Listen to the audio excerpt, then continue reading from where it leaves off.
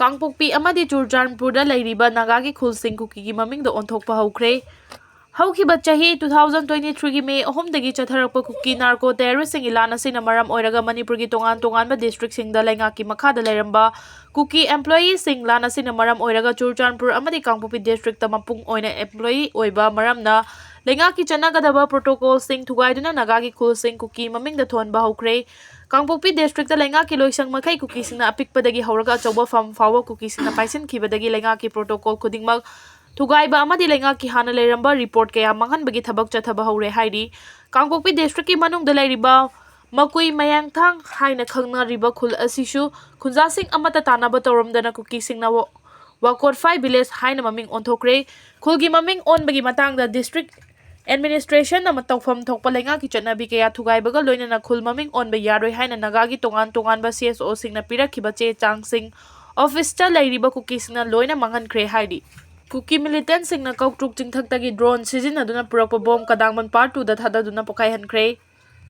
Tha asigi kunnipan da Kuki narco terrorist singna kautruk chingthakta bunker saduna makhoigi afaba makhalgi khulai sing adu uthokpa video Thadoraktuna mitei khundariba mafam singda lange attack chatharagani haina khangankraba matung ngasi nungthil pung 3 khare helakpada kadangban makha part 2 gi Tenki mayada drone sizinaduna kautruk chingthaktagi Kuki singna bomb thadarakre laibak fabadagi drone bomb adu pokhaiba matamda aso apandi yahogdre haidi Thodok thokphamdagi press asina phangba pawgi matung inna ngasi nungthil pung 3 khare helakpa matam atuda kautruk chingthak romdagi drone paibagi makhol tai haiduna kadangban amadi kautruk ki akoibada khundariba miyamna yengnaringai talak aduda Imphal West district ki manung chanba kadangban makha part 2 da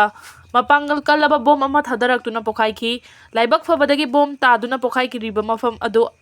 apet palaibak ki saruk oibana laibak manungda bom adu changsilamba yai haidi bom pokhaiba matamda mafam adu da hana mathau tawramba CRPF natana state force ki mioi amata pung 5 rom taba fawba lakhide haidi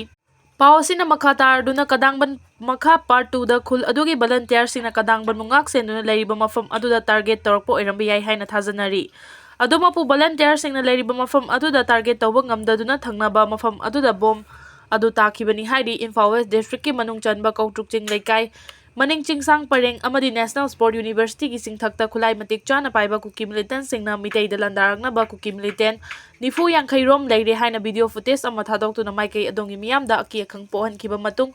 ngasi bom adu pokhai khibani ningsing bayai tha tara nipan helaklaba Kuki narco terrorist sing ilana sina maram oiraga Ministry of Home Affairs ki mieng makhada October 15 da New Delhi da Kuki MLA Naga MLA amadi mitei MLA sing kauduna santi wari sanaba hawkraba matung anirak suba round gi oina Manipuri tholiba irang asigi santi puraknaba Guwahati da mifam pangthoknaba tharang tawribani asigumba Kuki narco terrorist sing gi thawong asina center na achoba thodang loduna chathariba santi gi wari asi Kuki singna thugaire state amadi center lengana Kuki singna chatharakpa thawong sing ngasi fawbada action amata lokhatana lakli